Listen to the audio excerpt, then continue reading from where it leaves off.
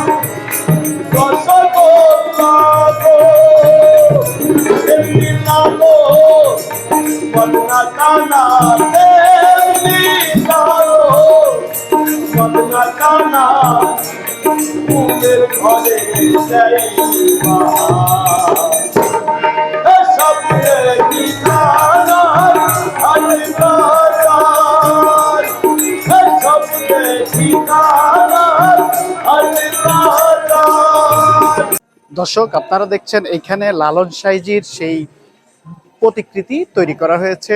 এই যেটা আপনারা দেওয়ালে দেখছেন আমার পেছনেই, এখানে লালন সাইজির যে প্রতিকৃতি সেটা তৈরি করা হয়েছে ওনার ভক্তদের জন্য, ওনার সেই নিদর্শনের জন্যই মূলত এই ছবিটি খোদাই করে দেওয়ালে অঙ্কন করা হয়েছে।